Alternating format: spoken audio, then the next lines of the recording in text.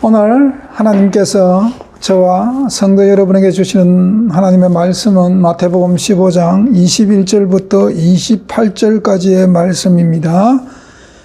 제가 봉독합니다. 함께 눈으로 따라 읽으시죠. 예수께서 거기서 나가사 두로와 시돈 지방으로 들어가시니 가나안 여자 하나가 그 지경에서 나와서 소리 질러 가로되 주 다윗의 자손이여 나를 불쌍히 여기소서. 내 딸이 흉악히 귀신 들렸나이다 하되 예수께서 한 말씀도 대답지 아니하시니 제자들이 와서 청하여 말하되 그 여자가 우리 뒤에서 소리 지르오니 보내소서. 예수께서 대답하여 가라사대 나는 이스라엘의 집에 잃어버린 양 외에는 다른 데로 보내심을 받지 아니하였노라 하신대 여자가 와서 예수께 절하며 가로되 주여 저를 도우소서. 대답하여 가라사대 자녀의 떡을 취하여 개들에게 던짐이 마땅치 아니하리라. 여자가 가로되 주여 옳소이다마는 개들도 제 주인의 상에서 떨어지는 부스러기를 먹나이다 하니 이에 예수께서 대답하여 가라사대 여자여 내 믿음이 크도다. 내 소원대로 되리라 하시니 거시로부터 그 딸이 나으니라. 아멘.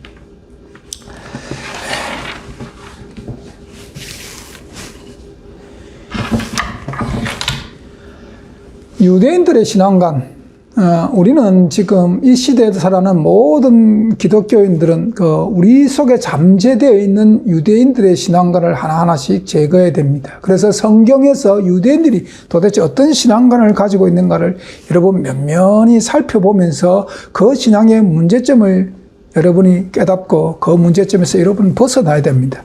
유대인들의 신앙관 가운데 가장 이기적인 신앙관이 바로 이 선민사상이죠. 선민사상. 그들은 이 선민사상으로 말미암아 그들은 굉장히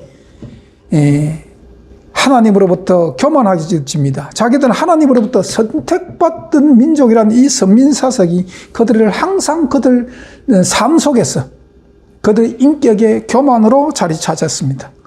오늘 본문은 오늘 가나안 여인을 통해서 오늘 예수님께서 오늘 성경을 통해서 우리에게 하고자 하는 말씀은 유대인들의 이 선민사상이 빨리 무너져야 된다는 겁니다.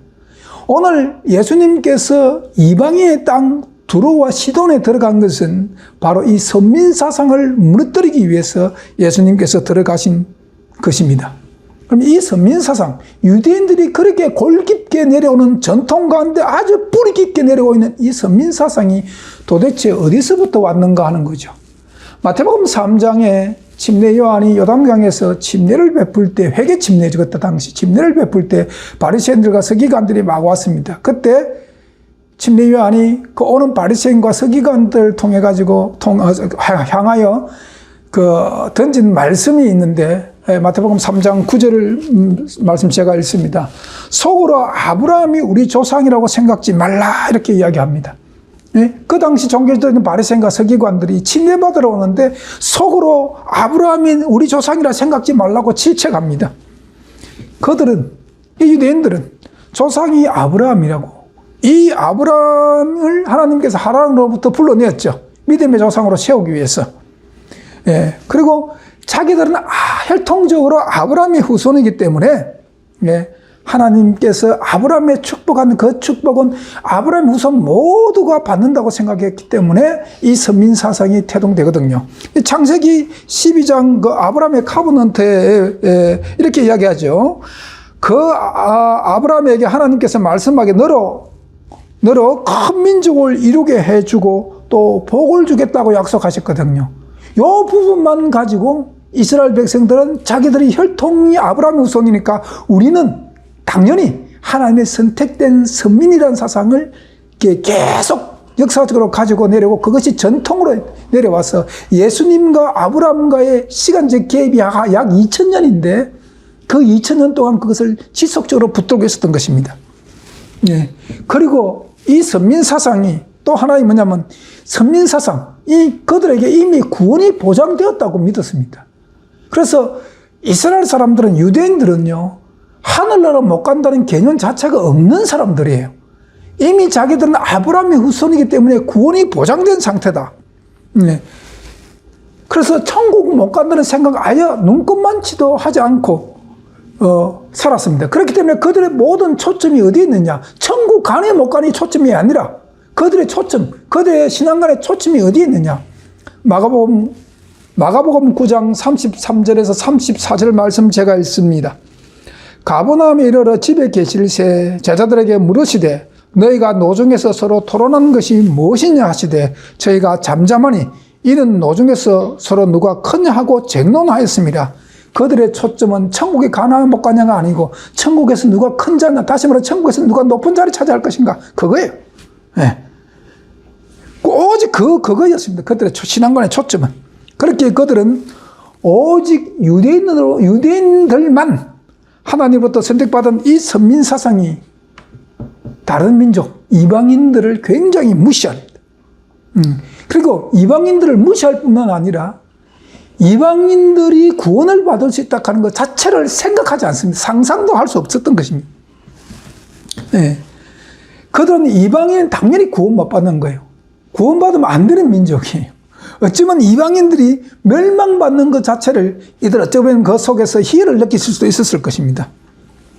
이 선민사상이 얼마만큼 심각했는가 우리는 구약시대의 선지자 요나를 통해서 알 수가 있습니다. 이 요나는 선지자입니다. 요나가 하나님의 명령을 거스리고 다시스로 도망하죠. 자, 요나서 1장 2절 3절 말씀 제가 읽습니다. 너는 일어나 저 큰 성읍 니느웨로 가서 그것을 쳐서 외치라. 그 악독이 내 앞에 상달하였음이니라 하시니라. 그러나 요나가 여호와의 낯을 피하려고 일어나 다시스로 도망하려 하여 욥바로 내려갔더니라고 말합니다. 당시 선지자 요나, 이스라엘 사람들한테 요나는 설교의 대가입니다. 그래, 그 당시 이스라엘, 지금도 그렇지만 옛날에 그 당시에 이스라엘 사람들에게 요나 하면 설교예요. 설교의 대가예요. 예.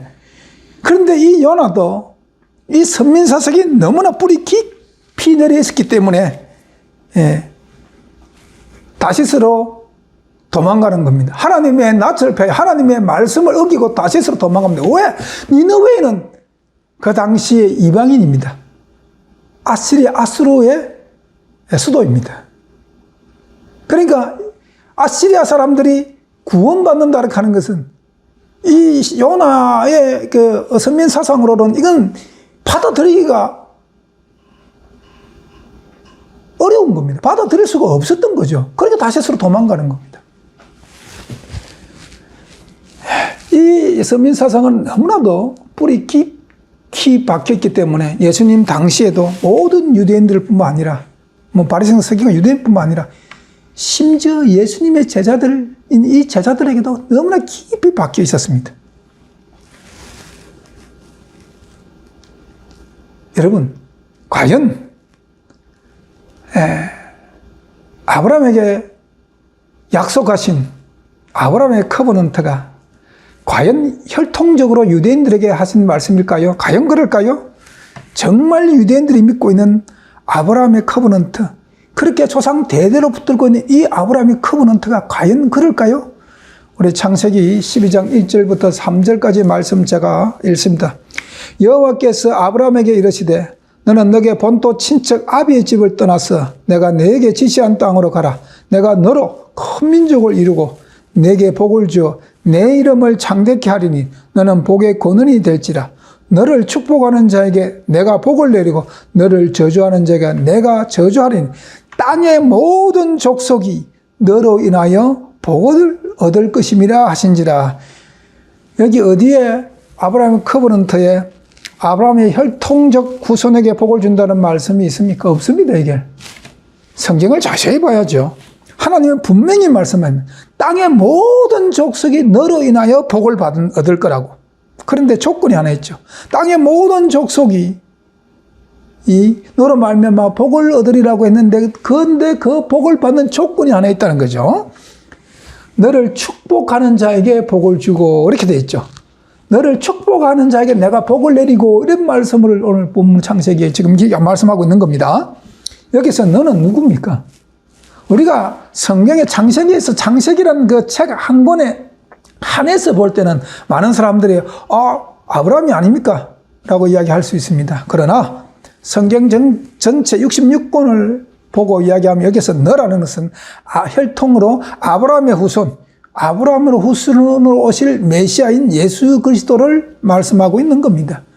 복의 근원이 될지라. 복의 근원이 누굽니까? 여러분 찬송 28장 복의 근원 감림하사 찬송하게 하소서. 그 복의 근원이 아브라함입니까? 예수님이시죠. 예수님이십니다. 네, 그래서 마태복음 1장 1절에 아브라함과 다윗의 자손 예수 그리스도의 세계라 이렇게 표현하고 있는 겁니다. 네. 왜냐하면 너는 복의 근원이 될지라 하는데 복은 오직 예수 그리스도만 인간에게 줄 수 있는 존재입니다. 하나님만 줄 수 있는 것이죠. 인간이 인간에게 어떻게 복을 줍니까? 네. 그런데 여기서 그러면 너를 축복하는 자에게 내가 복을 내리고 하는데 여기서 예수님을 축복하는 모든 민족이 땅의 모든 민족이 축복을 받는다는 뜻입니다. 그럼 예수님을 축복한다는 뜻이 무엇일까요? 예. 그것은 예수님을 구주로 영접하고 예수 그리스도를 의로 믿는 겁니다. 예수 그리스도가 의다라는 겁니다. 그리고 그분의 뜻대로 내가 사는 겁니다. 그것이 예수 그리스도를 축복하는 겁니다. 너를 축복하는 자, 그 예수 그리스도를 축복하는 자, 예수님을 구주로 영접하고 그분이 의라는 것을 인정하고 그분의 뜻대로 살기를 원하는 그 삶이 예수 그리스도를 축복한다는 뜻입니다. 예. 여러분, 절대로 하나님은 혈통적으로 아브라함 후손에게만 구원을 약속한 것이 아닙니다. 여러분, 구약을 잘 살펴보셔야 합니다. 자, 하나님께서 아브라함에 약속하신 땅은 가나안 땅입니다. 왜 가나안 땅에 이스라엘을 심었을까요? 신명기서 7장 1절에 보면은 그 당시 가나안 땅에는 7 족속이 있었다고 기록하고 있습니다. 그 7 족속을 물리치고 그 가나안 땅에 왜 이스라엘을 심었을까요? 이유가 있습니다. 자, 이사야 42장 6절 말씀 읽습니다.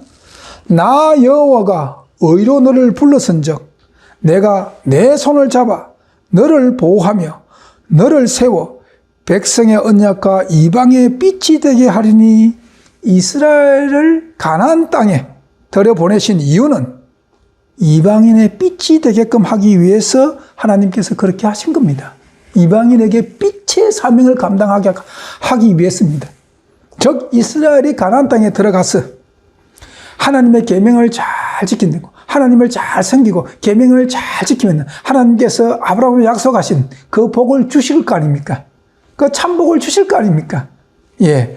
그러니까 하나님께서 정말 이스라엘이 정말 하나님을 절대적으로 의지하고 하나님을 섬기며 하나님의 계명을 잘 지키고 살 때에 하늘에서 내려준 축복을 그 이스라엘 외에 가나안 땅에 살던 옛날 그 이방 신들을 섬기고 살던 그 가나안, 그 모든 족속, 하나님을 알지 못하는 그 모든 족속이 이스라엘의 축복이 어디서 오는가 그 근원을 알고 그들이 정말 섬기고 있던 우상의 신들을 다 제해버리고 하나님 품으로 돌아오게끔 하기 위해서, 롤 모델로 삼기 위해서 이스라엘을 가나안 땅의 7 족속을 몰아내고 거기에 하나님께서 심으신 것입니다.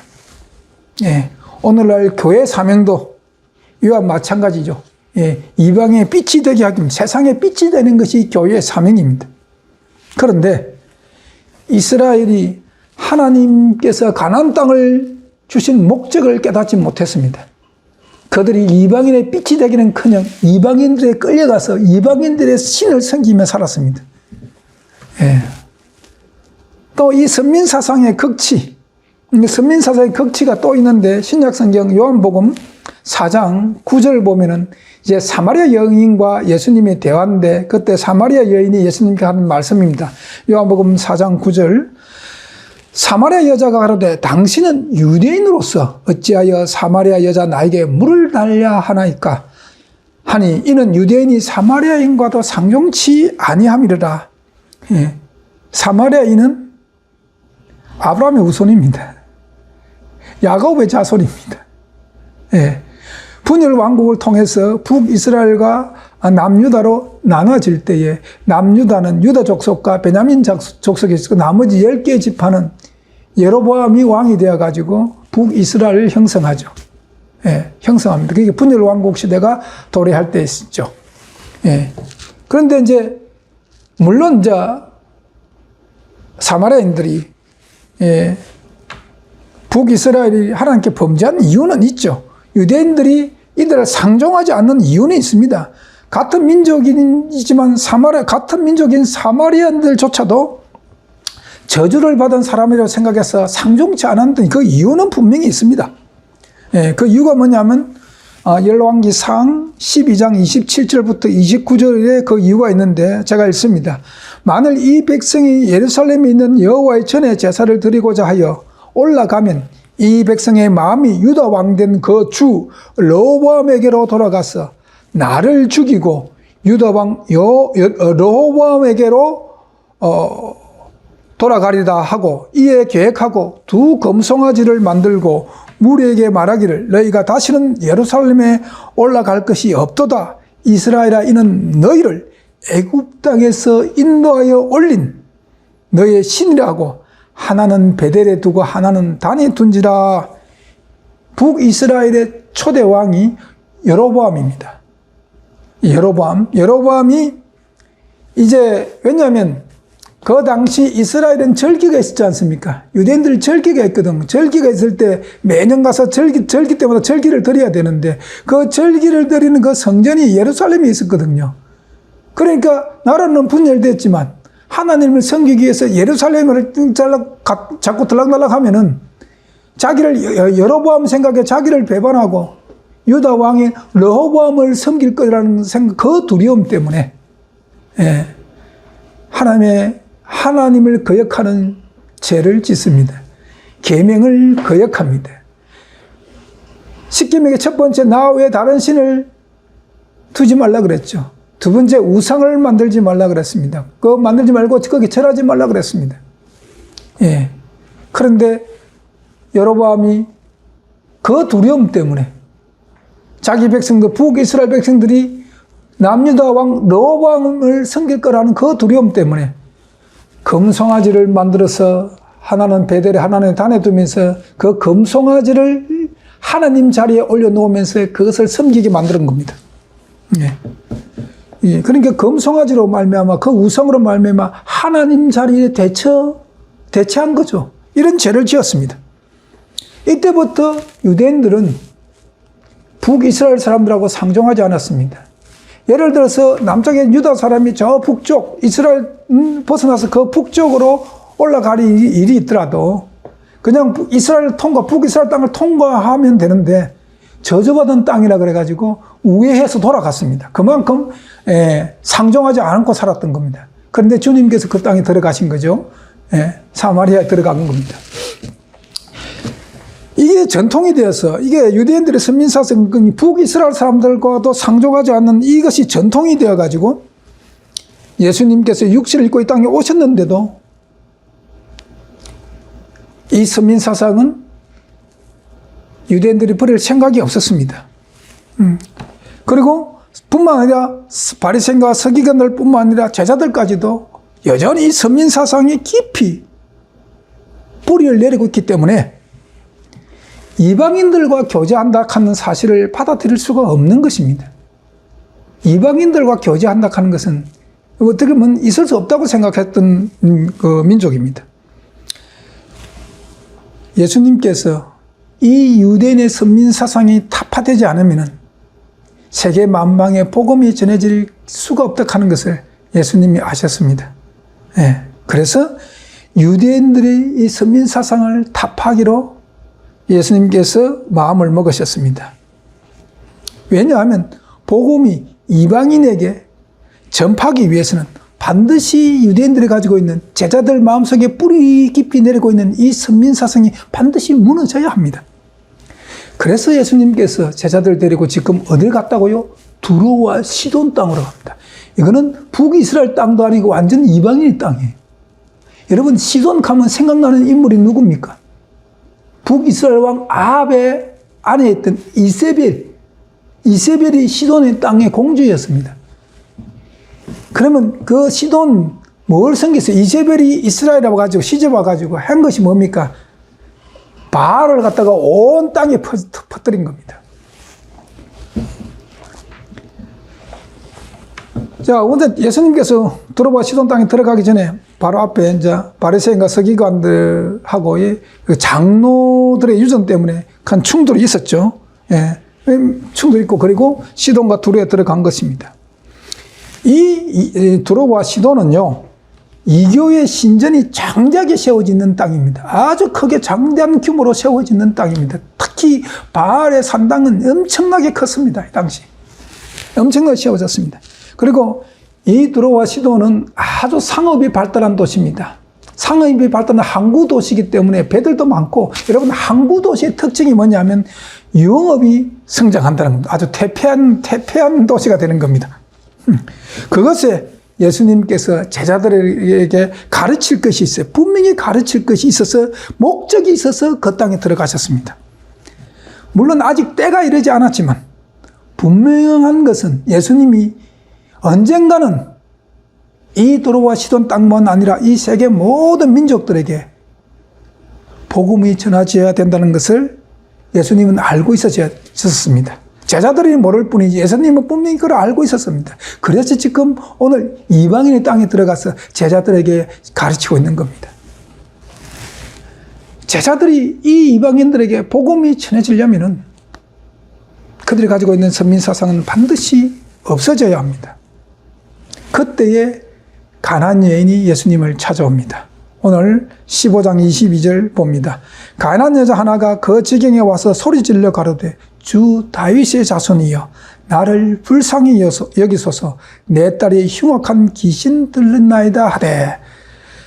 자, 선민사상으로 가득 찬 제자들에게 이 가나안 여인이 어떻게 보일까요? 어떻게 보이겠습니까? 불쌍하게 보이겠습니까? 가나안 땅은 고대로부터 우상 숭배하는 지역이고 그것이 그들에게는 신앙생활이었습니다. 그런 사실을 제자들이 너무나 잘 알고 있습니다. 알고 있지요. 알고 있기는 그렇게 제자들의 눈에는 지금 예수님을 찾아와서 지금 예수님께 소리질려 가로되 주 다윗의 자손이여 나를 불쌍히 여기소서 하고는 이 가나안 여인을 볼 때에 예수님의 제자들은 어쩌면 경멸과 정오의 대상으로 그 여인을 보았을 것입니다.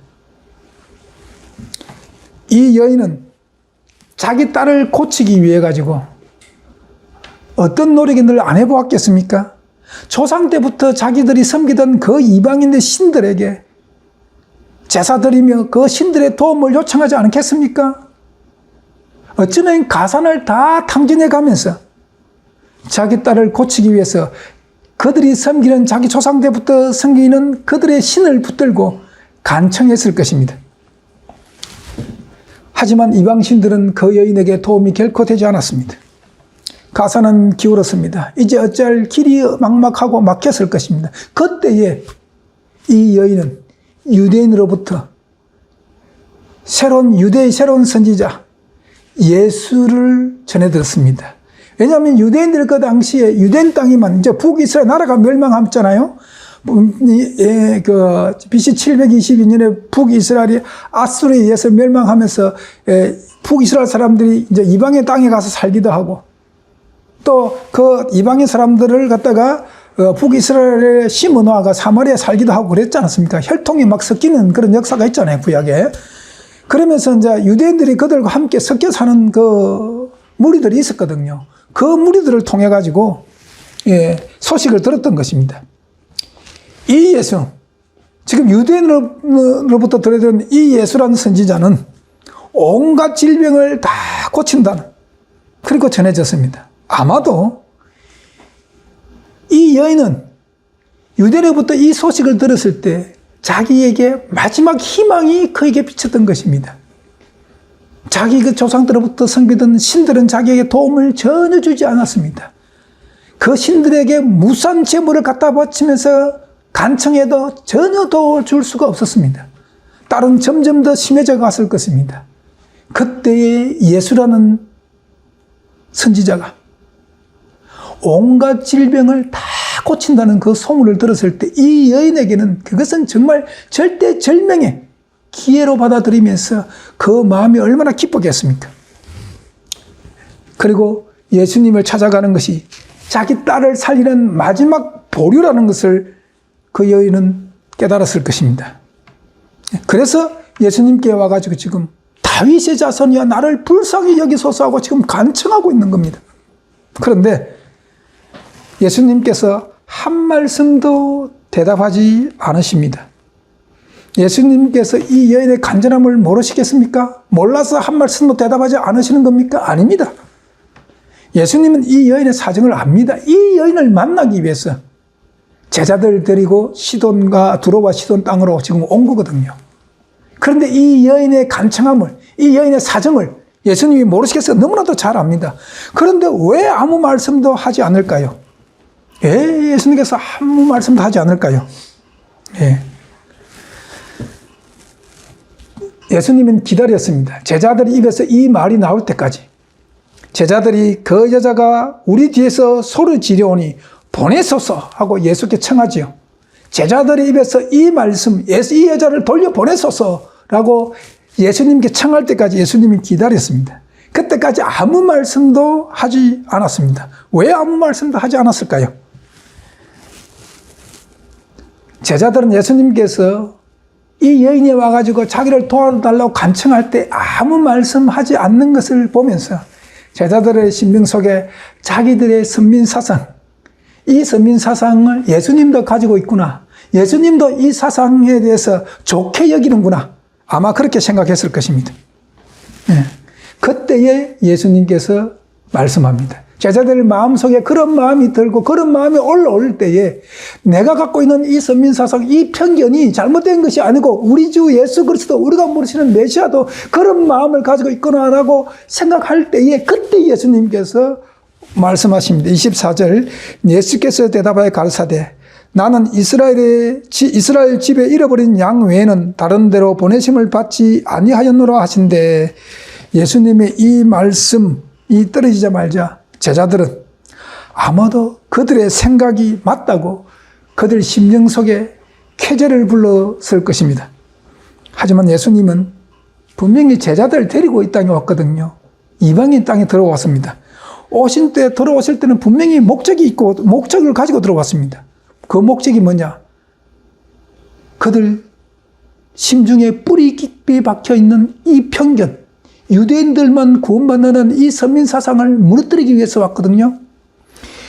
그런 예수님의 목적이 있었는데,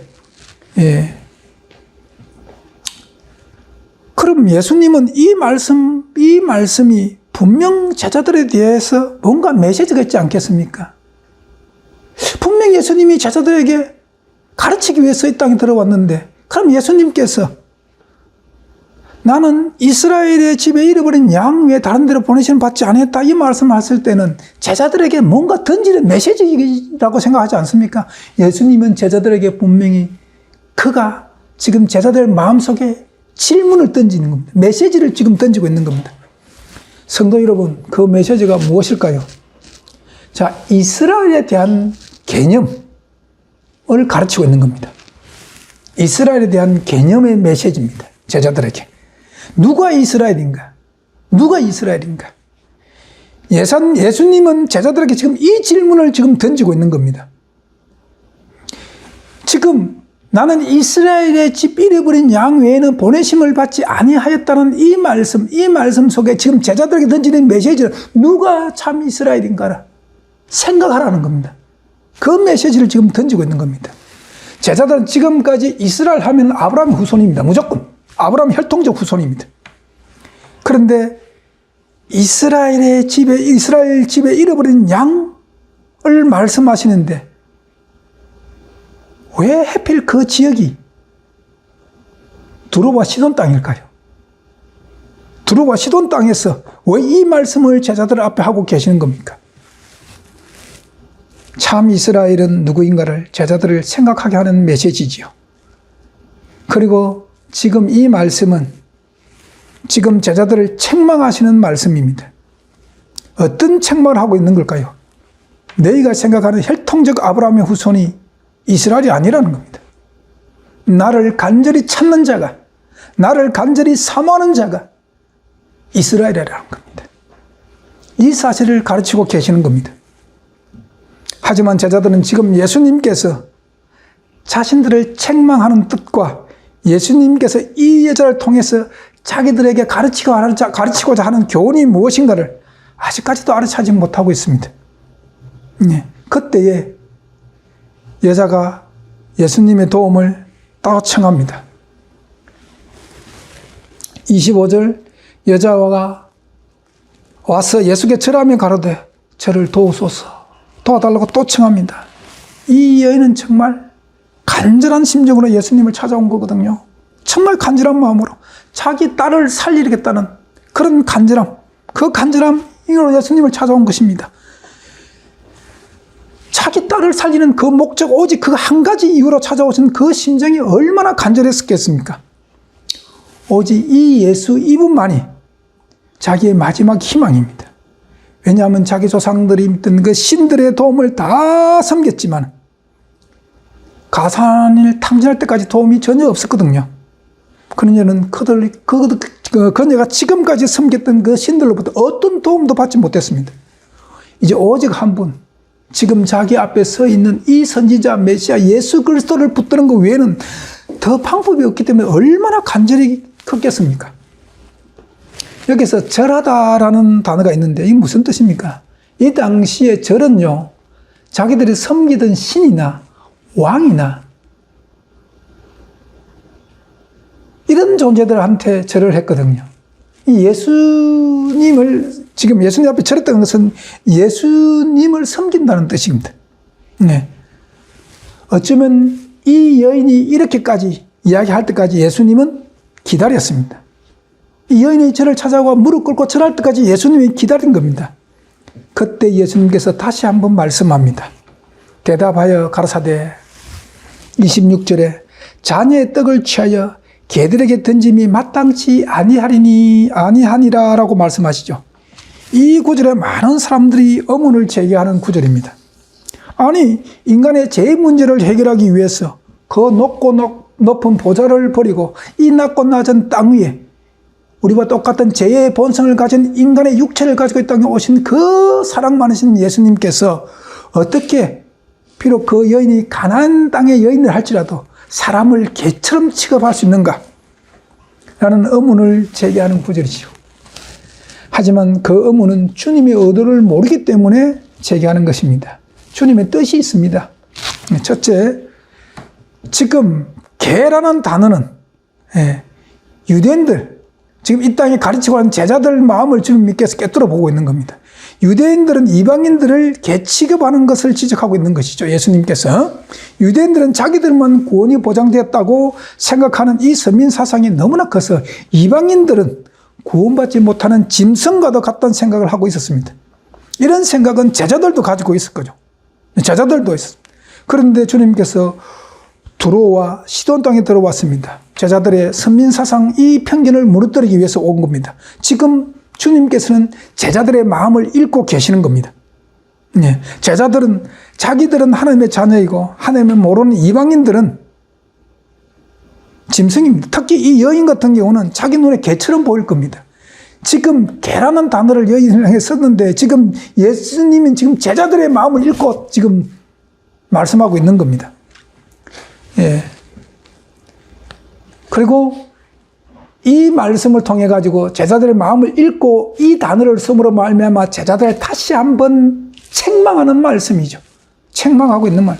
두 번째, 이제 주님이 무슨 의도가 있느냐 하면 가나안 여인의 믿음을 제자들에게 보여주기를 원했습니다. 가나안 여인의 이 믿음을 보여주기를 원했던 겁니다.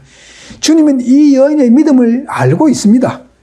열성이 부족한 여인이라면 한번 예수님께서 물리쳤을 때 아마 분노해가 돌아갔을 것입니다. 어떻게 사람을 저렇게 편견할까, 저렇게 사람을 차별하는 선지자가 무슨 참 선지자하고 화내서 돌아가서 분내서 돌아갔을 것입니다. 하지만 이 여인이 예수님의 거절, 예수님이 지금 표면상 거절하고 있는 그 뜻을 알았습니다. 이 여인은 알았습니다. 제자들은 몰랐는데 이 여인은 알았습니다. 왜냐하면 그녀는 이미 예수님을 찾아올 때에 예수님에 대한 소식을 너무나 많이 알고 왔습니다. 소문을 많이 듣고 왔거든요. 그 예수님은 신분고아를 막론하고 자기에게 찾아오는 많은 병자들을 다 고쳤다는 것이 이미 사방에 다 퍼져 있고 그 소문을 들은 여인이 찾아왔던 겁니다. 그런 주님이 지금 자녀의 떡을 취하여 개들에게 던짐이 마땅치 않다는 표면상의 거절을 이 지금 표면상 거절의 그 뜻을 이 여인은 알아들은 겁니다. 네. 예수님께서 뭘 원하는가? 예수님께서 제자들 앞에서 자기를 개취급하는 이 지금 표면상 거절의 뜻이 무엇이며 지금 주님께서 나에게 무엇을 원하고 있는가를 이 여인은 알았습니다. 그래서 그녀가 대답합니다. 27절에 여자가 가로되 주여 옳소이다마는 개들도 제 주인의 상에서 떨어지는 부스러기를 먹나이다 하니 개는요 주인이 먹는 상에서 떨어지는 부스러기를 먹고 살죠. 그럴 권리가 있습니다. 내 집에 키우는 개는 내가 먹여야 될 의무가 있지 않습니까? 나처럼 먹이지 못하더라도 나처럼 먹이지는 못하더라도 음식을 나눠줘야 돼. 부스러기 줘야 될 의무가 있는 겁니다. 풍성한 상에서 떨어지는 부스러기가 먹을 권리가 있다고 지금 여자가 이야기하고 있는 거죠. 이 말은 이스라엘에게 하나님께서 많은 은혜와 축복을 주신 주인이라면 그들 자신이 개 취급하지만 개도 그 상에 떨어지는 은혜와 축복 일부라도 조금이라도 받을 권리가 있다는 겁니다. 그거를 지금 대답한 거거든요. 이 여인의 믿음은 실로 대단했죠. 대단했습니다. 오늘날 보통 사람은 이렇게 못합니다. 이렇게까지 취급하면 정말 그 자리에 털고 일어나서 가죠. 그러나 이 여인의 믿음은 정말 대단합니다. 아마도 제자들도 이 여인의 대답에 아마 놀랐을 것입니다. 이 대답은 이 여인이 그리스도의 가마에 자신을 전적으로 굴복했다는 것과 또 그리스도께서는 자기가 구하는 은총을 주시는 분이라는 것을 확실히 받아들고 믿었다는 것에 대한 정명의 대답인 것입니다. 이 대답은 주님의 마음을 매우 만족시켰습니다. 지금 주님은 제자들을 가르치기 위해서 두로와 시돈 땅으로 들어왔습니다. 누가 참 이스라엘인가? 누가 참 이스라엘인가를 제자들이 알기를 간절히 바랬기에 여기 온 것이거든요. 그런데 이 여인의 대답은 그런 주님의 의도에 너무나 맞는 대답을 이 여인이 한 것입니다. 주님은 정말 얼마나 그 가슴이 이 여인의 대답을 듣는 순간 가슴이 기뻤겠습니까? 아마 가슴이 뿌듯했겠습니까? 그리고 제자들도 이 여인이 주님의 은총을 받는 것에 대해서 할 말이 없을 겁니다. 여인이 이렇게까지 예수님을 붙들고 간절히 간청하는데 그 믿음에 대해서 제자들이 뭐라고 할 말이 있겠습니까? 그리고 이 여인이야말로 정말 이스라엘의 잃어버린 양이었던 것입니다. 주님은 여기 대단히 이 여인을 통해서 만족을 얻었습니다. 그래서 28절에 이렇게 예수님께 대답하십니다. 이에 예수께서 대답하여 가라사대 여자여 내 믿음이 크도다. 내 소원대로 되리라 하시니 그것으로부터 그의 딸이 나으니라. 이 여인은 자기의 구주를 신하면서 자기의 기도가 간합되었음을 기뻐하고 돌아갔습니다. 예수님께서 두로와 시돈 땅에 온 목적이 이루어졌습니다.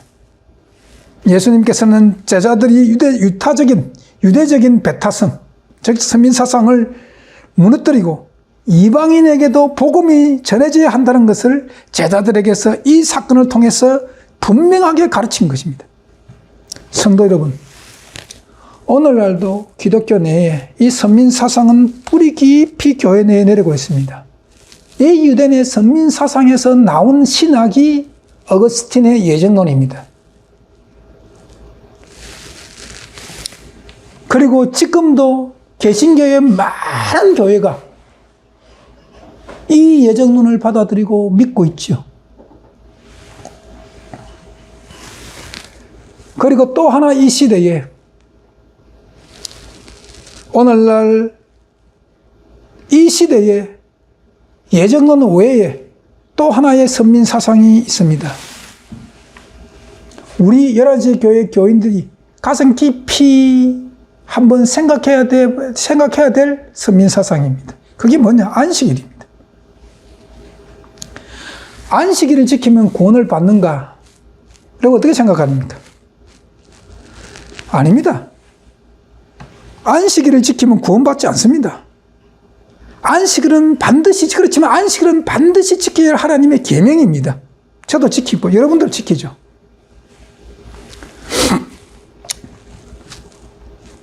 구원은 예수 그리스도의 십자가의 언어로 예수 그리스도께서 내 죄를 대속하신 그 사실을 믿고 받아들이고 예수님의 구주로 영접하고 그리고 예수님처럼 살 때에 구원이 주어지는 겁니다. 그러면 안식일을 안 지켜도 구원을 얻습니까? 라는 질문을 또 할 수가 있죠. 안식일은 예수님을 구주로 영접하고 그분처럼 살기를 원하는 성도들이 예수님의 마음으로 하나님의 계명을 지키는 겁니다. 그래서 예수님을 믿고 하나님의 계명을 지키는 것은 안식일, 하나님의 계명 중에 안식일 있죠? 하나님의 계명을 지키는 하나의 정표가 안식일을 지키는 것입니다. 그래서 안식일을 뭐라고 하느냐? 인이라는 겁니다. 인. 내가 진실로 예수 믿는 증거지. 그것이 구원을 가져다 주는 것은 아닙니다. 여러분 분명히 아셔야 됩니다. 오늘 안식일을 지키는 많은, 우리 11시 교회뿐만 아니라 다른 교회도 있죠. 지키는 분들은. 저는 안식일이 선민사상이 되신 분들을 꽤 만나봤습니다. 그분들하고 대화도 해봤습니다. 이거 큰일 납니다. 이건 아니에요. 안식일이란 날이 우리에게 구원을 갖다 주는 건 아닙니다. 그러나 그것은 분명히 안식일은 인입니다. 하나님을 올바로 믿는 인입니다. 그렇기 때문에 저와 여러분은 지키는 겁니다. 사랑하는 11시 성도 여러분, 여러분 속에 예정론이든 안식일에 대한 선민사상이라든 조금이라도 우리 속에 남아있다면 철저히 버리셔야 합니다. 누가 참 이스라엘인가? 오늘 예수님은 이 가나안 여인의 믿음을 통해서 그것을 우리에게 메시지로 던지는 겁니다. 누가 참 이스라엘인가? 여러분 깊이 묵상하는 하루가 되시기를 간절히 소망합니다. 누가 참 이스라엘인가? 오늘 하루 이 의문을, 이 질문에 여러분 하루 깊이 묵상하는 하루가 되시기를 간절히 소망합니다. 기도하시겠습니다. 하나님 아버지 감사합니다. 오늘 주님 우리에게 누가 참 이스라엘인가 질문을 던질 때에 주여 나는 참 이스라엘입니다 라고 대답할 자 누구이겠습니까? 정말 예수 그리스도의 뜻대로 살고 있는 자들입니다. 예수님의 마음으로 하나님의 계명을 지키는 자들입니다. 그분들이 참 이스라엘인 것입니다. 사랑하는 우리 11시 성도 모든 성도 여러분, 그리고 하나님을 진실하게 믿기를 간절히 소망하는 모든 기독교인 여러분, 여러분들 삶이 참 이스라엘이 되기를 간절히 소망합니다. 예수님 이름으로 기도합니다. 아멘.